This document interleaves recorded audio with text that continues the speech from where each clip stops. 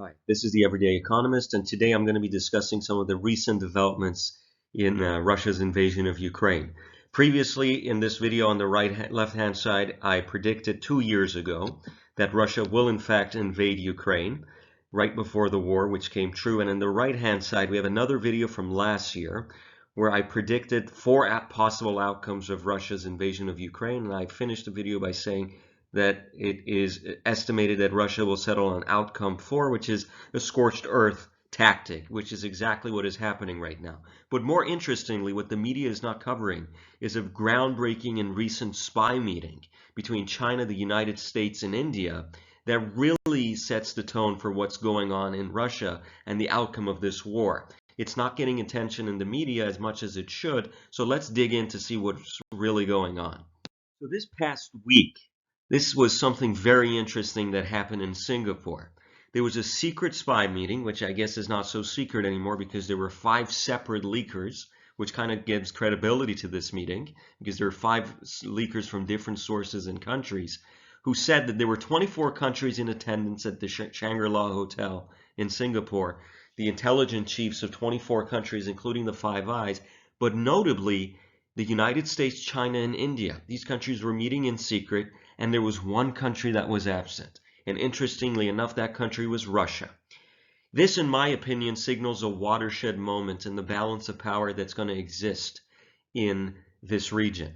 Specifically, at the end of World War II, close to the end of it, they had the Yalta Conference between the Russians, the Americans, and the British, because they kind of knew that the Germans had lost the war, and they were kind of planning on how they're going to divide up Europe amongst the winners.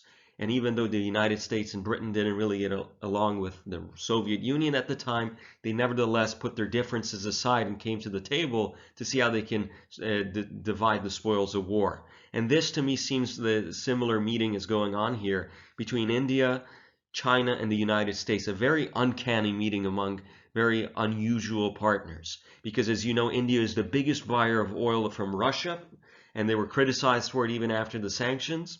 And China obviously is geopolitically aligned with Russia, even though they're not close to them, they still work with them because of the enemy of my enemy is a friend type of scenario with the United States. But that's why this is such an interesting meeting. And if you look this online, there's very few actual news coverage on this, where the United States, China, and India are meeting, and who knows what they're discussing, but the likely outcome is they're discussing what's going to happen to Asia, because Russia is likely going to get balkanized after the end of this war. There's increasing pressure on Putin. And there's all these factors playing into it where China and India maybe realize, okay, we shouldn't cozy up to Russia anymore. This is a losing battle. We're playing a losing hand. So let's see what the United States and Ukraine, who are probably going to end up on the winning side, let's work with them in the long term.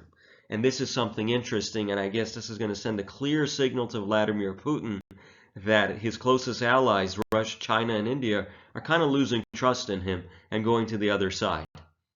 Now let's see why this is happening. Why are China and India so concerned to such an extent that they're now meeting with the United States in secret? Well, Russia is simply on the defensive now.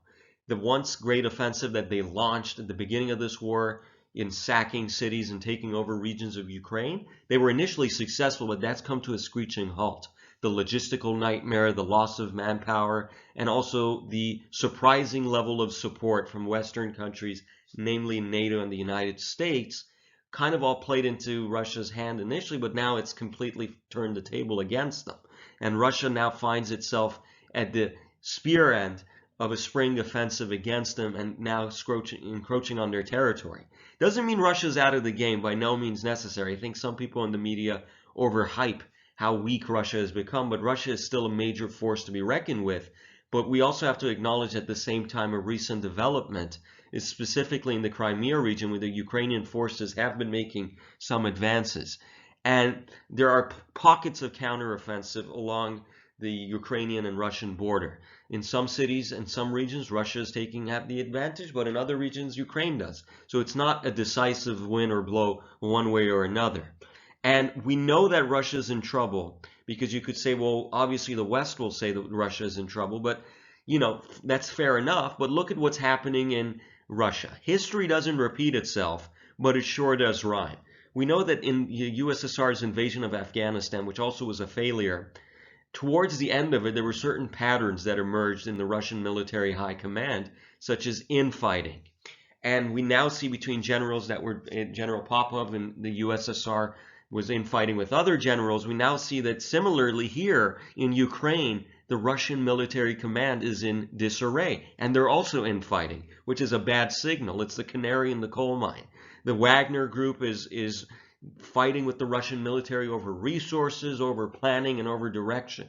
And this is something that you can verify yourself. The Wagner group is even calling for the open execution of Russian generals for their failure in supporting them in certain battles, specifically in Bakhmut, but also other regions.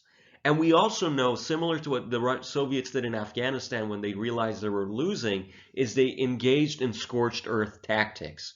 The recent blowing of the Kakhovka Dam in Crimea has garnered a lot of attention, and people are saying, well, we're skeptical. People are saying, did Russia really blow up this dam? And, I have to say, in my assessment, they did. It's not surprising because, yes, it hurts Russia, but at the same time, it sends a clear signal to the Ukrainians that, hey, if you're going to encroach on our territory, we're going to fight you so hard that we're willing to level our own cities, flood our own towns, just to halt your advance. And people might say, well, this is crazy. But, you can't take a Western mentality and apply it to the Russian mindset when it comes to warfare. Yes, America, the United Kingdom, Western and NATO nations, they take into account and place great value in protecting their assets and their infrastructure in battle, even when they're retreating. But the Russians don't think like this. This is something they did in Afghanistan. They blew up their own bases, bridges they built, dams they built, and even when it comes to hostage situations, the Russians are famous for not caring about their own citizens when it comes to hostage rescue. Just look up the Moscow theater hostage crisis, where a bunch of Chechen troublemakers took over an opera house and were asking for ransom, and they took 200 Russians hostage. And what did the Russians do? They basically took over the air vents, pumped in poisonous gas, and killed everyone, including the bad guys. They killed their own people, the hostages, and the bad guys, just to say that we don't care if you take our own people hostage. We'll fight you so hard that if there's collateral damage on our end, we don't care. We'll take you out along the way. The same modus operandi is at play here in the Kakhovka Dam. So it's not surprising that Russia did this because they're trying to send a clear signal to Ukraine in their new spring counteroffensive that if you really want to step foot in our territory, we're going to make it really hard for you. And I'll show you a slide where the Russians did this in the past. Because remember, as I said again, history does not repeat, but it sure does rhyme. And especially with the Singapore spy meeting, Putin is now scared because he knows that if he's not on the table, then he's likely on the menu, especially with China, India, and the United States circling the waters around him.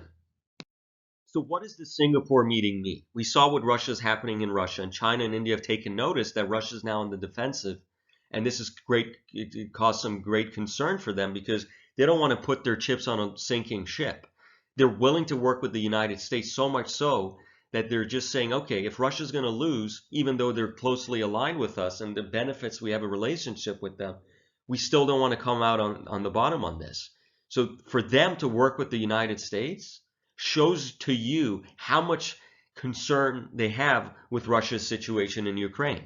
Because again, Russia realizes right now, Russia's panicking too, because they know if they're not at the table, they're on the menu, because other people are planning about them and their future without them at the table. This is a signaling moment, I think, in the pages of history. This will be recorded as a time when the geopolitical chess game in Asia and in Eurasia changes.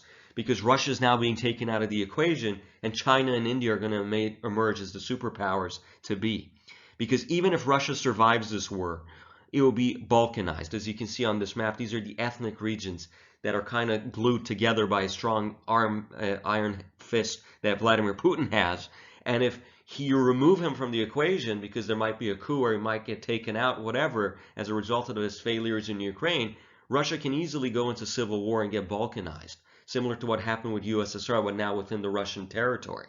And probably India and China are aware of this, and hence why they're working with the United States to plan how they're going to divide and conquer the new Russia that's going to emerge possibly after this war.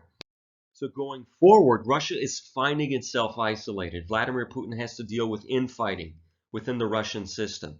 So I wouldn't be surprised if more generals in the Russian high military command are going to have very suspicious deaths, such as falling out of hotel windows or their helicopter crashes, because Vladimir Putin now has to not only fight the Ukrainians, but also has to fight the power structure within it. At the same time, he is finding himself in isolation on the global stage, especially with what China and India are doing behind his back. So he's going to get more aggressive. And this is not good for the Ukrainians, because you're going to see more defense. They're going to be on the defensive, but they're going to be it's going to be an aggressive defense. They're going to blow up more key infrastructure within their territories and within Crimea even.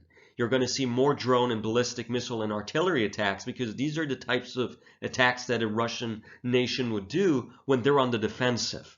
Because it's no longer sending in troops, because they don't have no troops and they're running low on resources. So they're just going to sit back and attack from within their borders.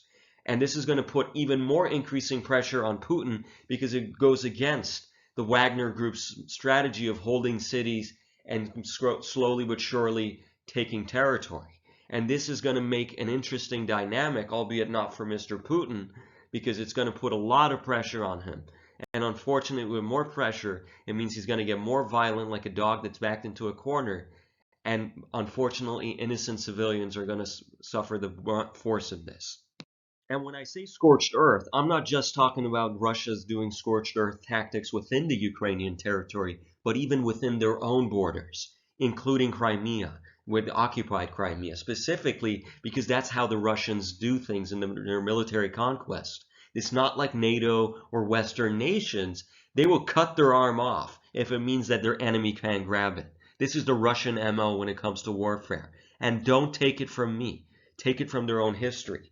During Operation Barbarossa, when the Nazis invaded the Soviet Union, that's exactly what the Soviets did. When they saw that they couldn't stop the German advance, they did the same exact thing they did with the dam a few weeks ago in Ukraine. On the same exact river, the Dnipro River, they actually put explosives on the Dnipro HES hydraulic dam to halt the German advance. You can see it pictured here. It's like an exact carbon copy of what they did a few weeks ago.